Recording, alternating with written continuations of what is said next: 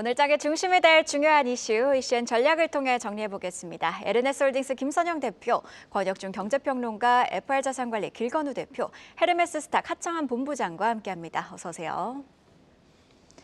첫 번째 소식입니다. 지난 5일 기준 코스피 지수의 12개월 선행 주가 수익 비율이 8.44배인 것으로 나타났습니다. 2010년 해당 수치가 집계가 되기 시작한 이래 연말 기준으로 보면 가장 낮은 상황인데요. 김선희 대표님, 지금 주가가 굉장히 저평가 상황에 있다, 이렇게 봐도 되겠죠? 네, 코님 말씀하신 대로 일단 지표 기준으로 보면 이제 저평가 상태에 들어온 게 맞긴 맞습니다.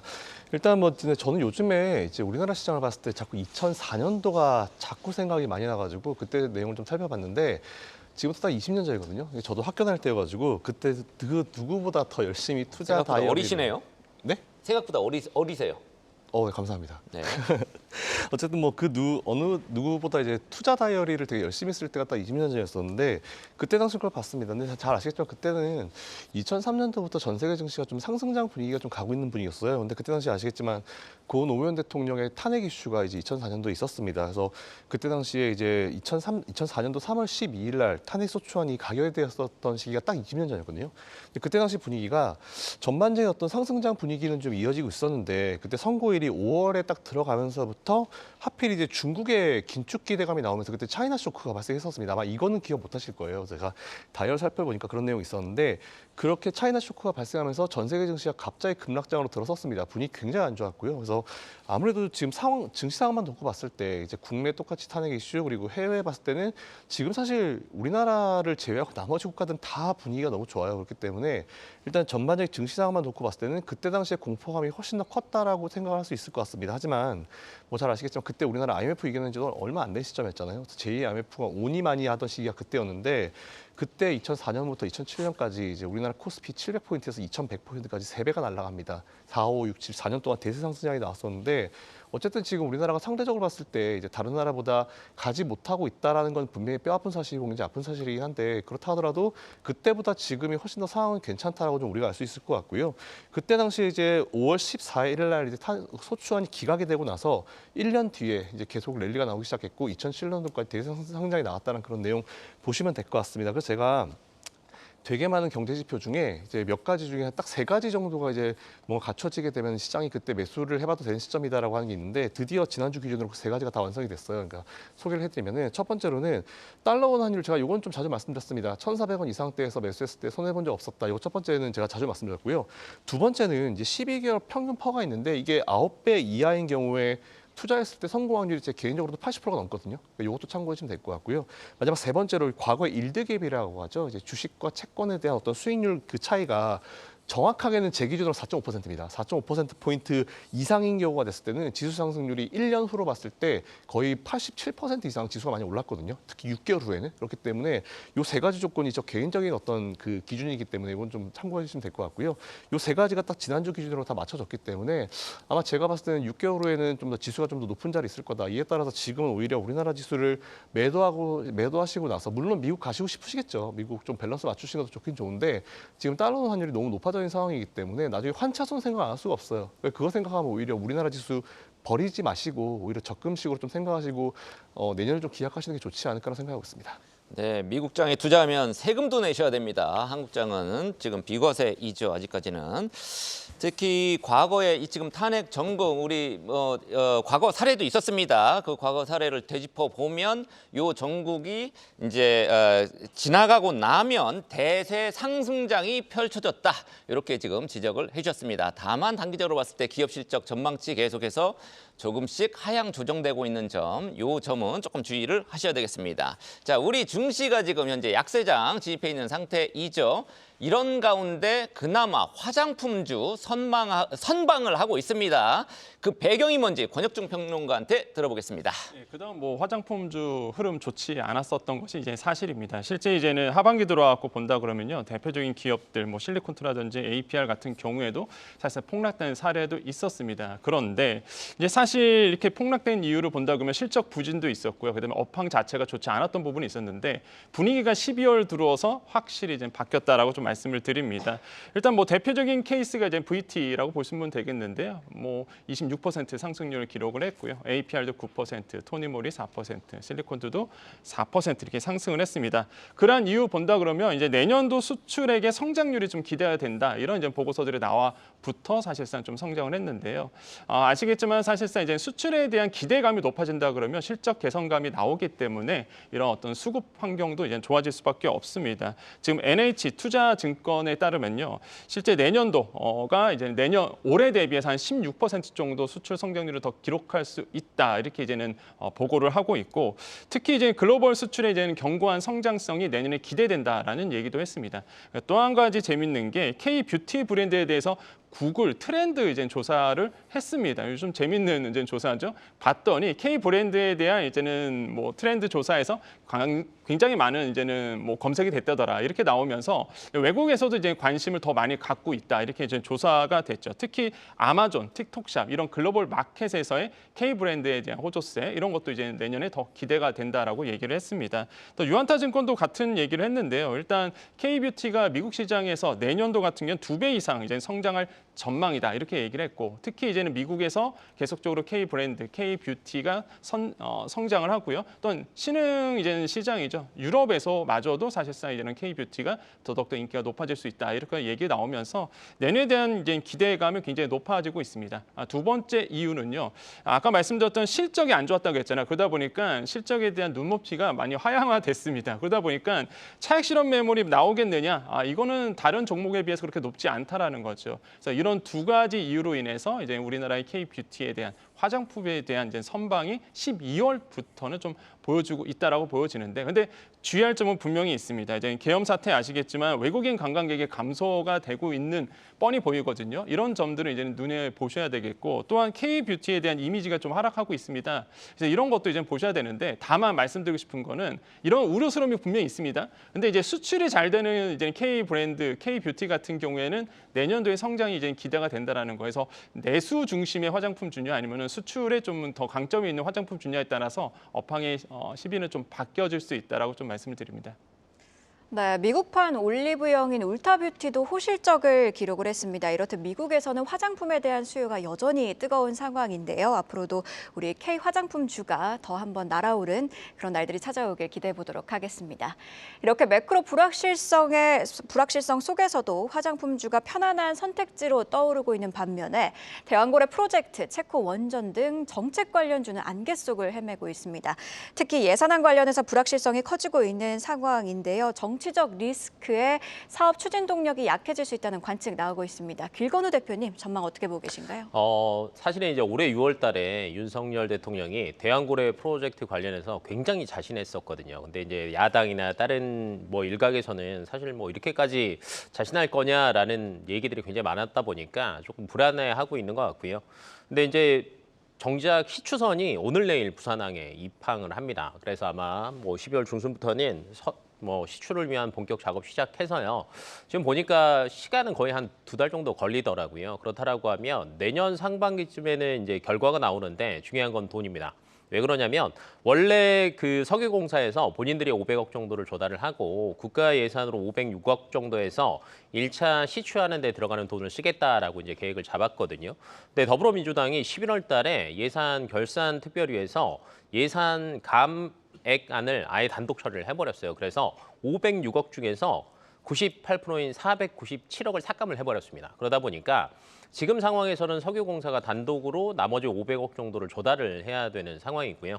뭐 1차 때는 사실은 뭐 그럭저럭 넘어갈 수도 있다라고 이제 판단은 되고는 있는데, 사실 지금 얘기가 나온 게 5년 동안 최소 5개 시추 작업은 필요하다라는 얘기가 나왔고요. 그다음에 시추 한 번 하는데 1,000억 정도 비용 들어가거든요. 그럼 나머지 4천억은 어디서 조달을 할 거냐라는 것들을 이제 고민을 해야 되는 거고, 그다음에 1차가 잘 끝나고 나면 2차 때부터는 해외에 있는 외자 유치도 조금 하겠다라고 계획을 잡았었는데, 사실 이거 현 정부에서 주력으로 이제 조금 밀었던 거기 때문에 만약에 탄핵이 진행이 된다거나 뭐 다른 방향으로 간다라고 하면 뭐 이거 잘 될까?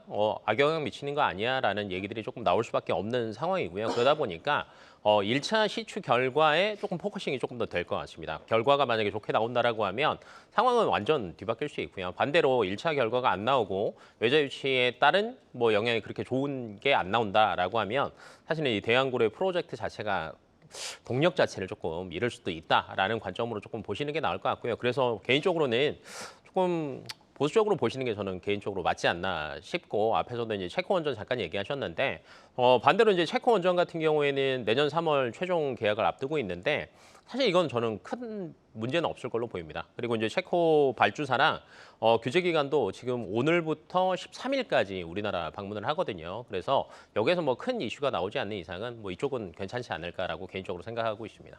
네, 5번 중에 이제 5번 이제 탐사를 시추를 하려고 하는데 그 중에 첫 번째 곧 예정이 돼 있습니다. 확률은 뭐 20% 미만이 되겠죠.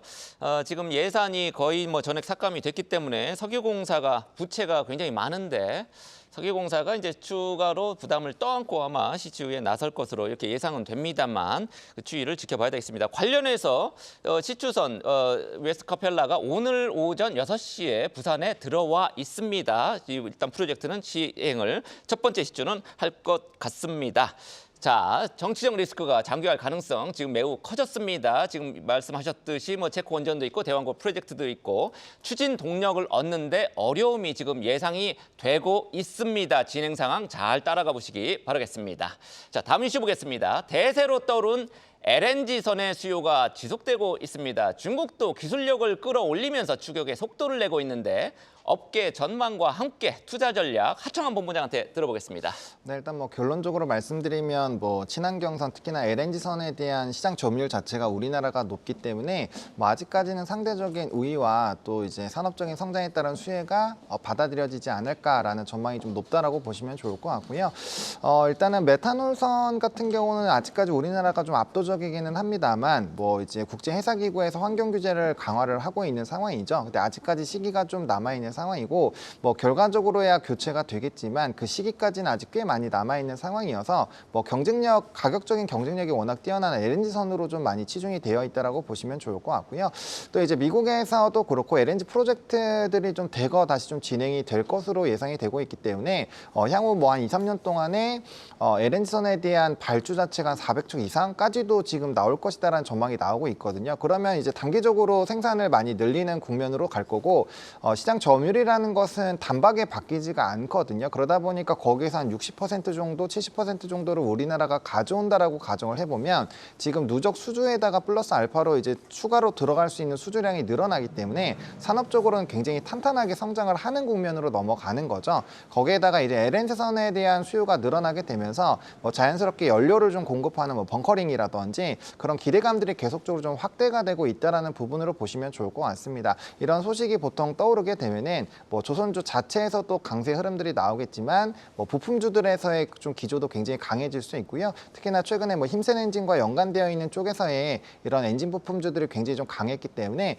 관련된 흐름들도 좀 지켜보시면 좋을 것 같습니다. 그래서 일단은 LNG 수주 쪽에서는 HD 한국조선해양이 워낙 압도적인 수주료를 기대를 하고 있기 때문에 그 수주로 보신다면 한국조선해양으로 보시는 게 맞을 것 같고요. 더 벙커링 쪽으로 보신다라고 한다면 HD 현대마린솔루션으로 조금 쏠릴 수 있지 않을까 이렇게 정리드리겠습니다. 네, 이렇게 LNG선 프로젝트 관련해서 조선주 투자 전략 그리고 탑픽까지 한번 들어봤습니다. 이어서 오늘 아침에 나온 가장 빠른 리포트와 공시 확인해 보시죠. 박정은 캐스터가 준비했습니다.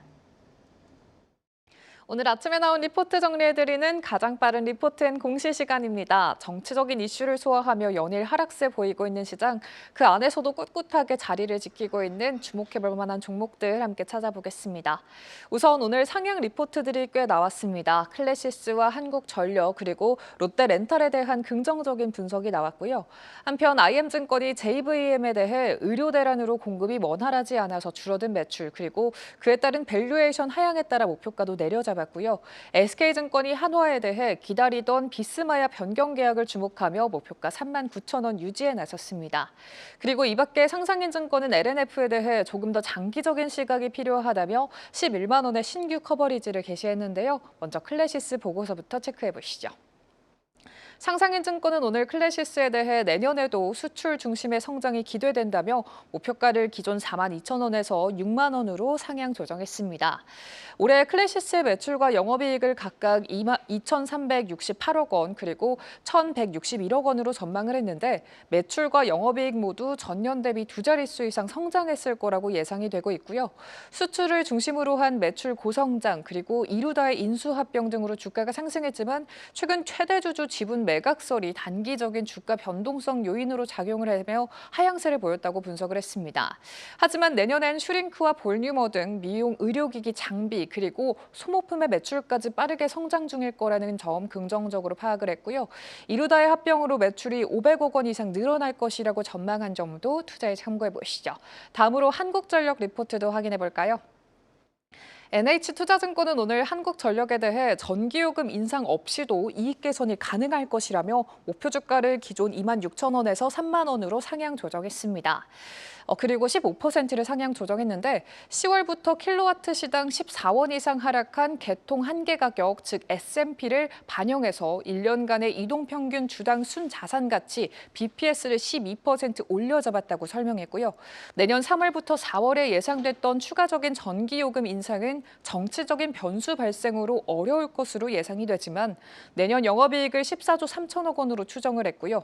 다만 이익 확대에도 불구하고 올해와 내년에 배당은 어려울 거라고 짚었고요. 사채 발행의 한도 연장이 불가피하다고 진단하기도 했습니다. 최근 한국전력의 주가는 지난달 26일 24,000선을 터치하다가 하향 곡선 그려가면서 21,000원 선으로 내려앉아 있는 가운데 과연 목표가 터치 가능할지 향후 주가 흐름도 함께 주시해 보시죠. 지금까지 가장 빠른 리포트 N공시 박정원이었습니다. 네, 어려운 시장이 계속되고 있지만요. 그래도 펀더멘털이 좋은 기업들에게는 이런 상향 리포트가 주가 상승의 모멘텀이 돼주길 기대해 보겠습니다. 자, 저희는 수급 이야기로 이어가도록 하겠습니다. 정치적 리스크에 외국인 투자자에 이어 개인마저 우리 증시를 빠르게 이탈하고 있는 가운데 연기금이 3거래일 연속 순매수로 주가 방어에 안간힘에 나서고 있습니다. 자, 어떤 종목에 주목했는지 김선희 대표님께서 한번 살펴봐 주시죠. 네, 일단 이 시기에 믿을 수 있는 건 연기금밖에 없습니다. 연기금 뭐 사실 일어나고 있기 때문에 연기금의 어떤 액션이 일단 지금은 제일 중요한 사항인 것 같고요. 앵커님 말씀하신 대로 3거래일 연속 이제 순매수로 시장을 좀 받쳐주는 그런 역할을 하고 있고 아마 오늘도 그러지 않을까라고 생각하고 있습니다. 특히 이제 우리가 이런 상황에서는 연기금이 어떤 종목을 매수하고 매도하는지를 좀 체크하셔가지고 그쪽 위주로 포트를 좀 생각해 보시면 좋을 필요가 있을 것 같은데 뭐 굳이 그렇다고 손절하시라는 말씀은 아니고요. 참고하시면 좋을 것 같은데 일단 제가 지난 밸류업 지수가 만들어졌을 때 왜 편입이 안 됐는지 사실 오늘 이 시간까지도 아직도 의문인 기업이죠. KB금융 매수했습니다. 그리고 삼성전자 등 우리나라 지수를 받쳐줄 수 있고 그동안 매도세가 좀 거셌던 종목들 위주로 지금 비중이 좀 증가했다. 특히 대형주 위주로 증가했다는 부분이 좀 체크인 것 같고요. 아무래도 이거는 이제 지수 받쳐주려고 한 것 같습니다. 이 부분 체크하시면 될 것 같고 그리고 현 정부 수혜주의자 외국인 매수세가 견조했었던 방산과 원전주들을 매도하면서 제가 봤을 때 이거 수급 조율하고 있는 느낌이거든요. 그러니까 이게 이 업종이 안 좋아서 매도하는 게 아니고 일단은 이들 업종과 기업이 이제 끝이라고 매도하는 건 절대 아니라는 말씀 먼저 드리고요. 그리고 쉽게 말해서 뭐냐면은 그냥 수익 많이 나 있으니까 수익 난 거 좀 차익 실현하고 그거 가지고 현금 땡겨가지고 뭐 밑에 빠져 있는 종목 받치는 그런 연기금의 기본적이고 아주 일상적인 리밸런싱 작업이라 보시면 되기 때문에 이건 의미 부여하실 필요 절대 없습니다.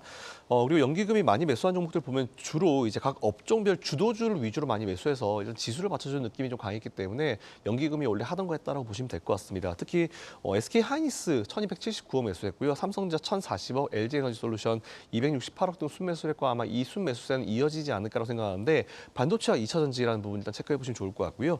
특히 연기금 같은 경우는 금융주를 많이 매수하기 시작했어요. KB금융을 제일 많이 매수했죠. 일단 최근에 15.71% 정도 주가 하락을 했는데 168억 매수했고 지난 금요일 6일만 KB금융이 217억 그리고 신한지주 109억 아무래도 덩치 큰 업종 그리고 이 두 개 기업이 특징이 뭐냐면은 MSCI 코리아 인덱스의 상위권에 있는 기업들입니다. 그래서 이 기업들 위주로 매수했다는 것 자체가 일단 지수를 먼저 받쳐야겠다는 첫 번째 이제 액션 취한 것 같고요.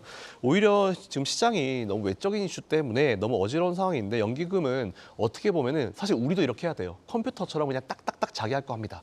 그러니까 너무 뭔가 망가졌다 해가지고 우리가 다 풀어헤치고 다 망가질 게 아니고 이럴 때일수록 오히려 근본으로 기초로 들어가가지고 평상시에 할 건 해야 되거든요. 연기금은 딱 자기들이 하는 거를 이제 평상시에 하는 거를 컴퓨터처럼 딱딱딱 하고 있다는 걸 보시면 될 것 같고요. 물론 여러분들이 오해하시지 마셔야 될 게 밑에서 받쳐주잖아요. 근데 걔네들은 비중 가지고 리밸런싱 하는 애들이기 때문에 저점에서 매수해가지고 이 주가가 올라가지 않습니까? 그럼 어느 정도 돼서 지수가 좋아지면 매도를 할 거예요. 그때 연기금 욕하실 필요 없습니다. 원래 얘네들은 딱딱딱 맞춰가지고 이제 자산 배분 전략에 따라서 하는 애들이기 때문에 그 부분만 체크하셔가지고 투자해 보시면 좋을 것 같습니다. 네, 요즘 금융당국이 여러 금융회사들하고 회의하는 뭐 이유도 있겠죠. 연기금 많이 유입이 돼 있고 또 이제 기관 자금 중에 이제 여러분들이 가입하는 펀드도 있습니다만 계속 매수를 지금 하고 있습니다. 다만 연기금이 지수 급락을 막아내고 있는 상황이지만 정치적 상황에 따른 증시의 불확실성 언제까지 이어질지 알 수가 없습니다. 돌아선 외국인 투자자들이 다시 국내 증시 찾을 수 있도록 리스크가 빠르게 해결되면 좋겠습니다.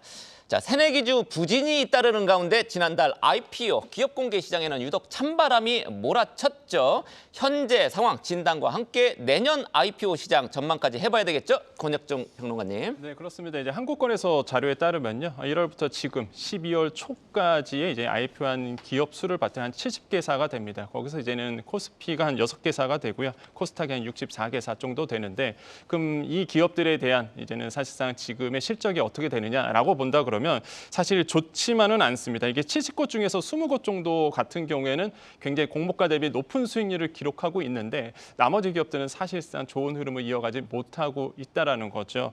특히 이제 11월 들어와서 그러한 어떤 현상이 굉장히 심해졌습니다. 실제 이제 10월과 11월을 좀 비교해 볼 수가 있겠는데요. 이제 시초가 상승률 같은 경우에 10월은 한 30% 정도 나왔다가 11월 달 같은 경우에는 마이너스 9% 이렇게 나오고요. 그다음에 10월 달 같은 경우에도 평균 청약 경쟁률을 본다 그러면 한 847대 1 정도 됐었는데 11월 와서는 한 289대 1 이 정도밖에 안 나오거든요. 그러니까 사실상 11월이 좀 안 좋았다 이렇게 보시면 되겠고, 그런 이유를 본다 그러면 몇 가지가 있습니다. 첫 번째, 미국 대선으로 인해서 사실상 트럼프 당선으로 인해서 우리나라에 대한 증시에 안 좋은 영향을 줄 거다라는 이제 좀 우려스러운 부분들이 시장에 영향을 많이 줬고요. 두 번째로는 역시나 이제 수급 부족입니다. 이게 뭐 많은 개인 투자자분들이 많이 공감을 하시겠지만 사실 이제 상장한 다음에 이제 평균 수익률을 본다 그러면 한 마이너스 20% 이렇게 나온 것도 많거든요. 그러다 보니까 실망한 매물도 굉장히 많았고, 세 번째는 이제 공모가의 오버밸류에이션이죠. 그러니까 사실상 주관사들에 대한 오버밸류에이션, 그러니까 높은 가격으로 너무 책정하다 보니까 나중에 또 IPO 하고 나서는 또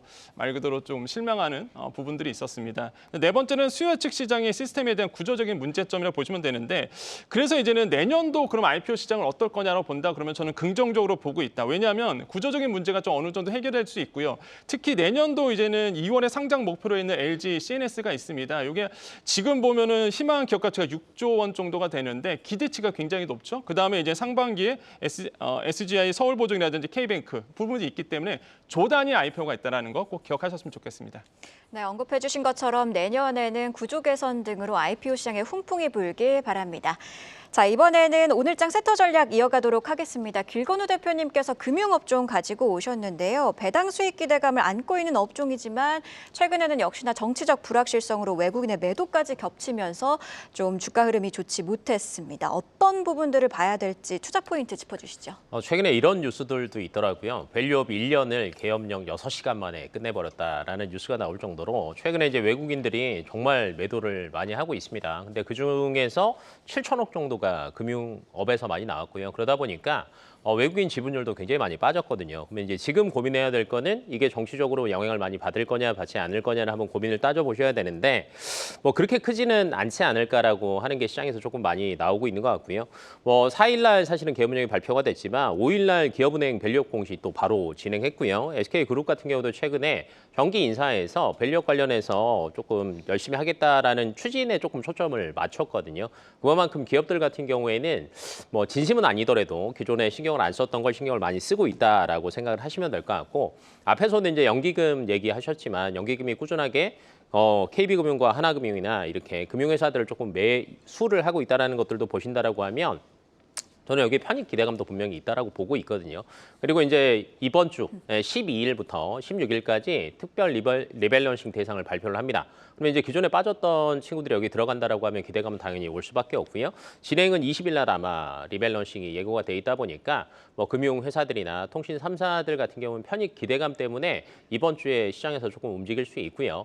그리고 편입한 이후에는 사실은 최근 들어서 항상 셀이 나오기는 하거든요. 그래서 단기 트레이딩 형식으로 조금 접근을 해보신다라고 하면 괜찮지 않을까 싶습니다. 네, 뭐 대왕고는 그렇다 치더라도 이 밸류업 관련해서 이거는 이제 정치적하고 아무 관계가 없는 거죠. 지금 과대 낙폭됐으니까 지금 또 이제 밸류업 추가 편입 기대까지 있는 금융주 주목해 볼 필요 있다. 이렇게 지적을 해주셨습니다. 마지막으로 개정전 체크포인트 하청환 본부장이 정리하겠습니다. 네, 뭐 주말 사이에 정말 이제 뭐 외신에서 굉장히 부정적인 내용들이 많이 나왔습니다. 뭐 IB 투자기관에서도 부정적인 내용들이 좀 많이 나왔는데 어쨌든 원달러 환율이 상승하게 되면 그만큼 이제 신규 투자자들 입장에서는 좀 좋은 기회가 될 수 있다고 보고 있고요. 너무 상황을 부정적으로 보기보다는 뭐 저가 매수를 최대한 해보는 방향으로 좀 방향성을 잡아보시는 게 좋을 것 같습니다. 그리고 미국의 비농업 고용 데이터 발표 이후에 금리 인하 확률이 85%대까지 올라갔거든요. 그렇게 된다면 기술주라든지 뭐 또 코인 같은 이런 좀 부분으로 수급 쏠림이 상당히 나올 수가 있고요. 미국의 기술주들이 좀 강하게 흐름들이 나타나게 되면 상대적으로 삼성전자나 하이닉스에게 좀 좋은 흐름들이 나타날 수 있고 이건 지수 방어에 좀 도움이 되지 않을까라고 보고 있습니다. 그리고 이제 9일과 10일에 상당히 많은 개별 기업들의 이슈들이 있는데요. 앞에서 잘 설명해 주신 대양고래 프로젝트 있고요. 오징어 게임 시즌2 제작 발표회 있고요. 뭐 마이크로소프트에서의 이런 비트코인 투자 관련된 이슈가 있으니까 뭐 이런 내용들 좀 잘 체크해 보시면 좋을 것 같습니다. 네, 이슈앤 전략 네 분의 전문가와 함께 개장 전 꼭 확인해야 할 뉴스 체크하고 전략까지 세워봤습니다. 고맙습니다. 계속해서 다양한 경제 이슈를 알고 싶다면 구독과 좋아요, 알림 설정 부탁드립니다. AI 캐스터 권미정이었습니다.